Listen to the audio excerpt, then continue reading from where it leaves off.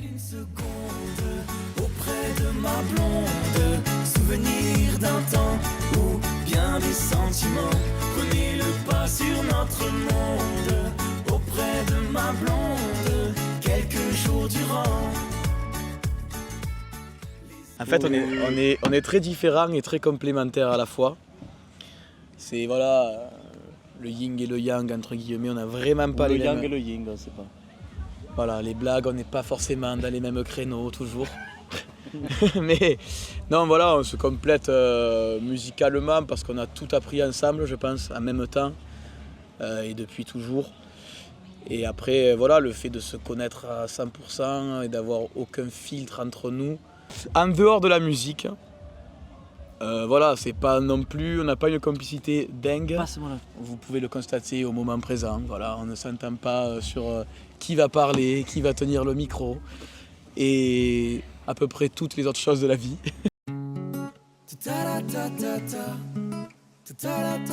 Oui, effectivement. Alors, on va dire qu'on est sur des valeurs finalement humaines et on va dire une direction artistique assez, solaire, prôner des choses positives, de liberté.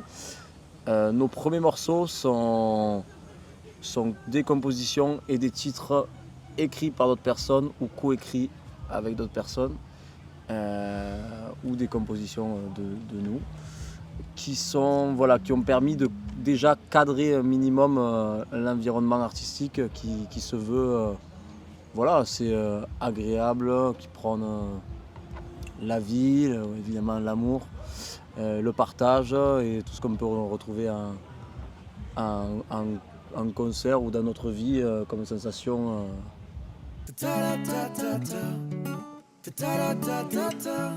Les réseaux sociaux ont contribué. Oui, c'est vrai, ils ont contribué il y a quelques années, avant en fait qu'on signe à Maison de Disques. On faisait pas mal de reprises acoustiques tous les deux où on reprenait des titres actuels. Et on a eu la chance d'être actuel de l'époque. Au moment où on les faisait, mais c'était l'idée en tout cas. Actuel. Et donc on avait fait une reprise de Soprano qu'il avait reposté, donc il avait 1 million d'abonnés, donc ça avait déjà fait son effet. Voilà, un bel effet. Puis on va dire que les gens qui nous suivaient déjà se sont dit à partir de ce moment-là, ah ouais, ils ont été quand même validés par tel mec, donc ils nous ont vus différemment.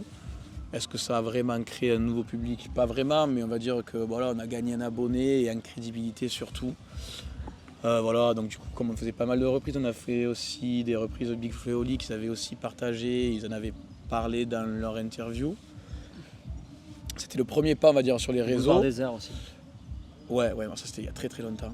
Mais il faut dire, c'est les premiers qui nous ont. Mais voilà, alors par rapport à ça, en fait, c'était des arguments qui nous ont permis de prouver au label que notre musique pouvait parler déjà à des personnes reconnues. Donc ça nous a aidé, on va dire, à signer déjà à Maison de Disques. Et ensuite, voilà, on a alimenté les réseaux petit à petit, d'année en année, pas forcément régulièrement, du moins pas assez pour... Non, pas régulièrement. Ouais. Mais voilà, on a eu quelques vidéos, donc notamment comme cet hiver, on a écrit une chanson en soutien aux agriculteurs avec tout ce qui s'est passé. Et donc ça a fait des petits buzz, mais voilà, sur TikTok, et qui voilà, nous amène on a joué au Salon d'Agriculture à Paris. On a fait encore des TikTok dans le métro, tout ça, qui ont bien fonctionné. Et, après, les réseaux, c'est quand même différent de ce que nous, on vise par rapport au concert. C'est voilà, on développe les plateformes. Est-ce que ça nous apporte plus de concerts, festivals? Visiblement oui. Mais c'est pas ce qui nous permet de vivre encore. Mais voilà, mais en tout cas c'est un projet qu'on essaie de développer. On a des idées pour l'avenir. Après les mettre en place c'est une autre chose. Mais ça le fera.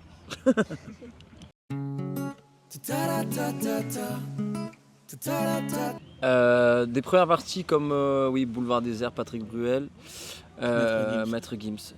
Alors, une première partie, ça dépend. Moi, je pense que dans le rapport humain, quand il est fait, donc là, des 3 artistes que tu as cités, il n'y a que Boulevard des Airs qu'on a pu rencontrer. Moi, je pars du principe que échanger avec un artiste, c'est vachement instructif, en fait. Et ça a été le cas Ça n'a pas été le cas avec Bruel ou avec Gims pour plusieurs raisons, mais par exemple avec Boulevard Désert, on a pu échanger sur ne serait-ce que des procédés de production, se rendre compte qu'en fait on avait les mêmes problématiques qu'eux sur de la composition, sur plein de choses. En fait ça rassure, en fait, à se dire ok, on rencontre des soucis, on a les mêmes que des gens qui sont déjà dans le métier, enfin de manière plus professionnelle que nous à la base. Donc voilà, ça rassure de voir que le procédé artistique c'est le même pour tout le monde. On peut recevoir aussi certains conseils ou encouragements, donc voilà, ça fait du bien à la confiance en soi, parce que finalement on avance dans un projet où à la base on n'est que tous les deux. Et les ressentis super génial, super cool, stressé.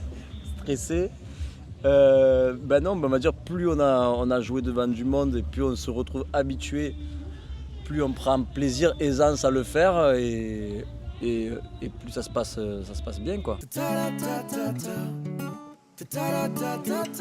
On a sorti un album acoustique où il y a autant de reprises que de compositions. Et qui est en fait un album live, c'est les mêmes conditions que sur scène, enregistré en studio. Et donc ce n'est pas un album de reprise, je sais pas si tu es d'accord. Oui, je suis super d'accord avec toi. Non mais voilà.